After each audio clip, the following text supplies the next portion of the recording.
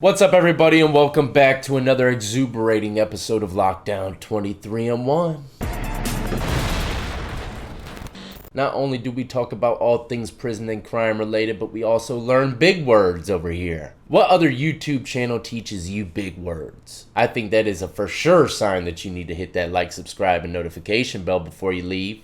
Enough of the shenanigans. We're going to Polk County, Florida, where a sheriff is about to break down a crime scene literally from the crime scene. It's normal for sheriffs and, captains or police chiefs to hold a press conference, trying to get a few leads to a very important case. But this guy does it a little different. He likes to break down the whole situation literally from the crime scene. Now let's go ahead and get into what I think is a controversial clip. I'm sure the comment section will be pretty busy on this one. To talk to you about a horrible tragedy that occurred overnight.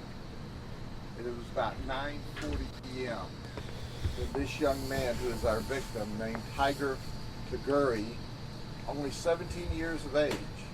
He's reported to be a student at George Jenkins High School, drove here with a white female who was 19. And they drove here for the purpose of Tiger selling marijuana. So we got a 17-year-old who went to the park with a 19-year-old girl. And I do apologize if the clip looks like it got tapped in by the matrix. That's not on my end. That is just how the video is. But you see how he brought up marijuana? That's going to be the root of the whole situation here. That's where the controversy, I believe, is about to begin. What they think is the reasoning behind his death. People continue to tell you, oh, marijuana is a low-level, non-violent drug.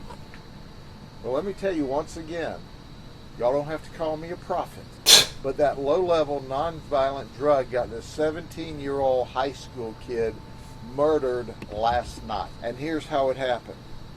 When he drove up, he made the circle, and he pulled up to sell this marijuana. Immediately, several black males, they are reported to us to be in their teens to maybe early 20s, who were sitting on the picnic tables, came over to the vehicle. Immediately, the suspects pulled open the doors, and you could hear Tiger saying, "No, bro, no," and the gunshots started. There were multiple gunshots into Tiger's 2017 maroon Silverado pickup truck. At that time, he tried to leave the area. The vehicle lurched forward through the fence. You see the fence damaged here at the park, and it ran into some of the equipment. All right, so let's break down a few things that he's already explained. The 17-year-old showed up to the park to sell some bud. 4 dudes came up to the truck and ripped open the doors. Why did he allow those 4 guys to even get close to the truck? He had to have known at least 1 or 2 of them, if I were to guess. The reason why I say that is because not only did he allow these guys to get all the way up to his car, which means he probably knew 1 or 2 of them and didn't think much about it. And second of all, why would he show up to a park to sell bud if he didn't already contact one of those guys that's sitting at the bench? If he didn't contact any of those guys sitting at the bench, then he probably wouldn't be sitting there. He had to have known one of those guys. But the way the sheriff broke it down is kind of sad. They opened up the doors and he's screaming, "Wait, bro, wait, no, bro." And those were probably his last words. Now pay attention closely to the rest of this story. This is where it takes a U-turn, if you were to ask me. The suspects ran from the scene. This was an ambush, an absolute ambush. As far as we can tell at this point in the investigation, they didn't take any marijuana that Tiger came to sell. They ambushed and murdered this young man. His parents gave us permission to use his name because we want the community to know that irrespective of what he was here to do, this is a 17-year-old high school kid that was viciously murdered last night in this county park. It never should have happened. We need help in order to quickly identify and apprehend the suspects. I believe they have 2 teenagers already arrested for this situation. They didn't put no names down because, of course, they're juveniles. And they're still looking for 2 more, I believe. But this is where it takes a U-turn for me. I was following along with everything the sheriff was saying, and it all sounded good until he said they didn't take no bud. Listen, man. I have robbed countless drug dealers for marijuana.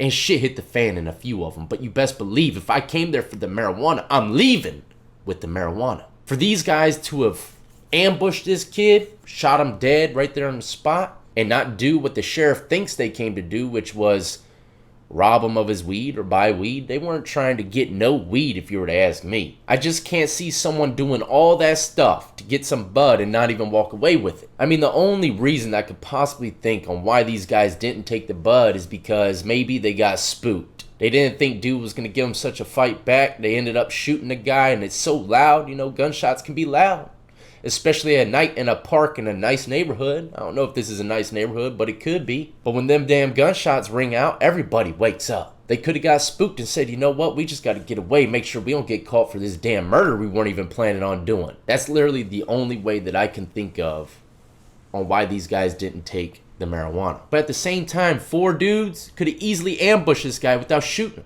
robbed him for everything he had. I've been robbed at gunpoint too, over marijuana. I never forget, man, that dude put a big ass Desert Eagle to the back of my dome piece. When I look back after I felt that shit tap the back of my head, man, that big ass cannon scared the shit out of me. But like I said, I've robbed many drug dealers.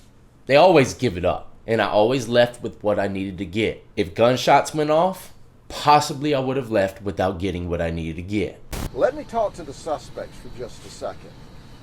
There were several of you, and you didn't all fire a gun.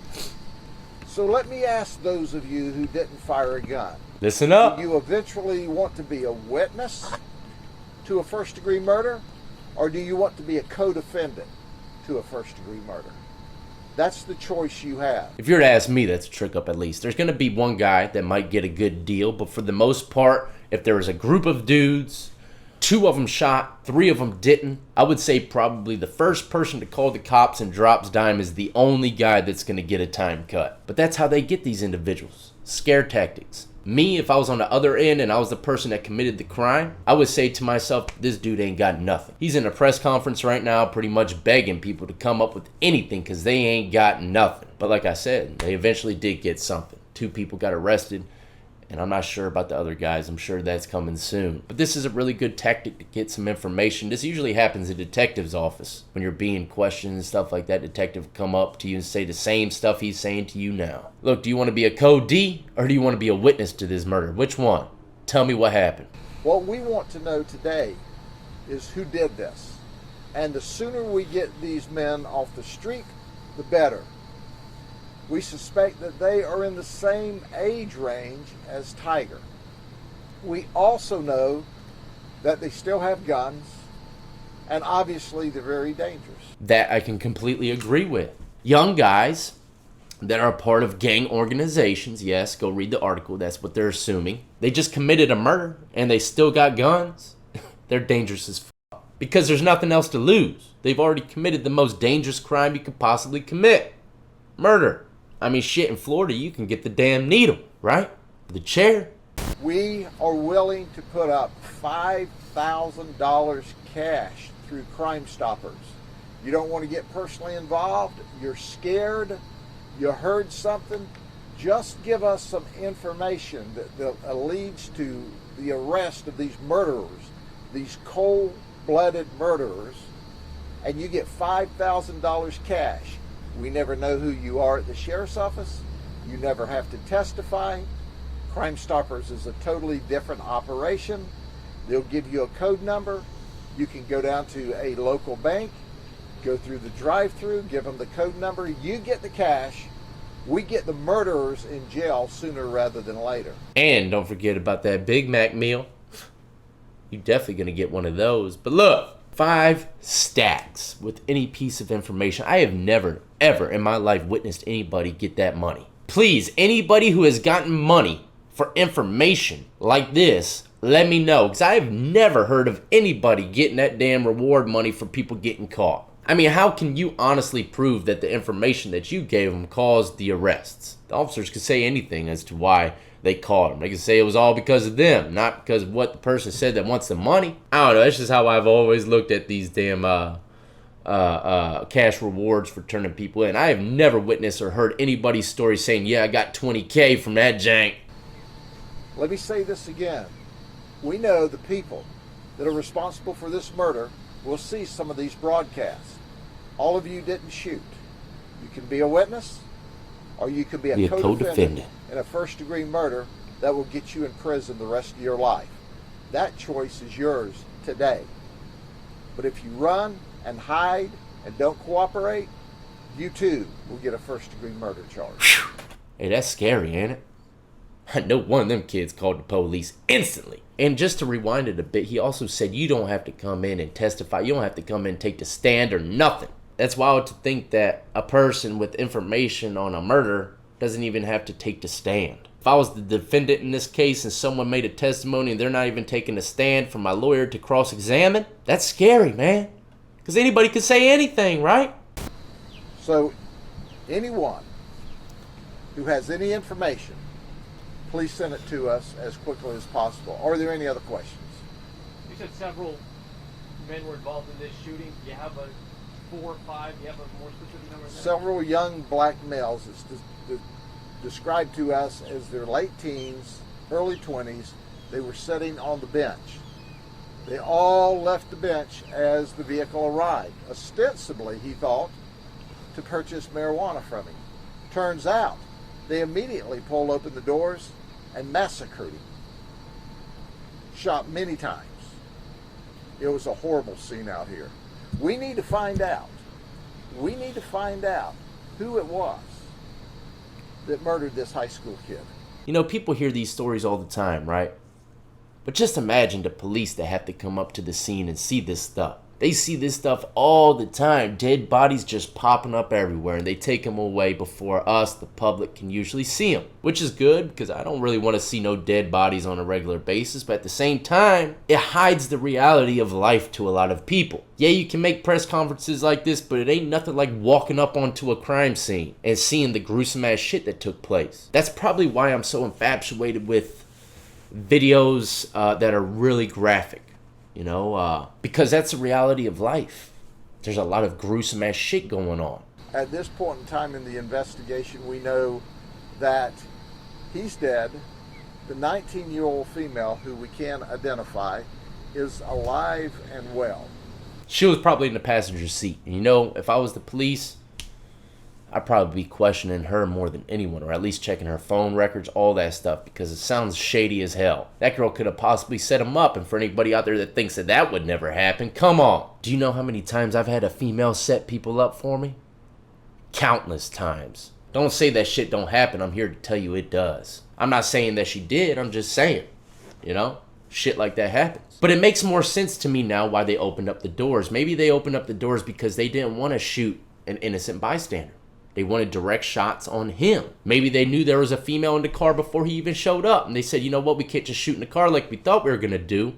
We got to open these doors and dump on him. That's if they were plotting on him like that. The reason why I say that is because most guys, if they roll up on you and they're ready to kill you, they ain't going to open up the doors. They're just going to start blasting, man. Gun that whole damn car down. All of this stuff is hypothetical. I'm just trying to break down the mind of the criminal on why they did what they did and how they did it. You said you could hear the gunshots?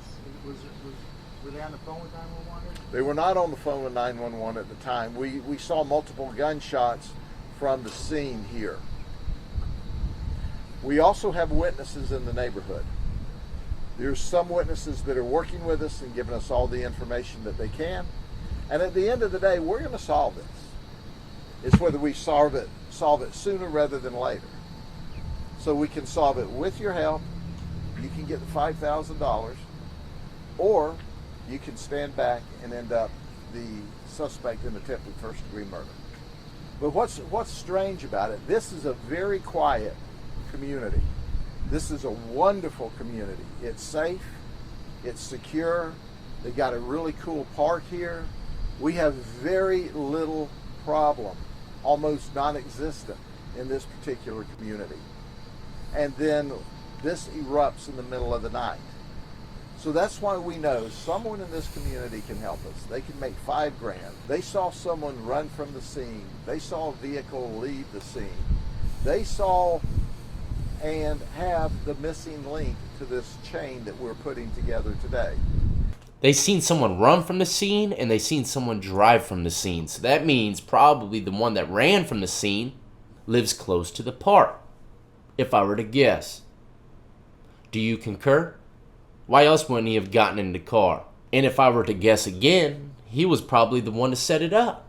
I could easily see someone living close to the park say, yeah, let's bait him over here. It's always quiet. There's nothing going on. I know this area. Let's do it here. I still honestly believe this was a planned hit. This guy was into something else. But there we have it, ladies and gentlemen. A little clip coming from the murder scene in Polk County. Let me know how you feel about the subject. What do you think happened? Do you agree with what I said, or do you disagree? Do you think it was just a drug deal gone bad, or do you think it was a hit? Set up. But like I said in the beginning, please do not forget to hit that like, subscribe, notification bell if you enjoyed this type of content. Check out all the links in the description of the video. Add me up on Twitch, Twitter, Instagram, and TikTok. And as always, I salute every last one of you who've been supporting me since the beginning, and everybody who's just now joining the lockdown compound. Y'all be easy, be safe, and stay free.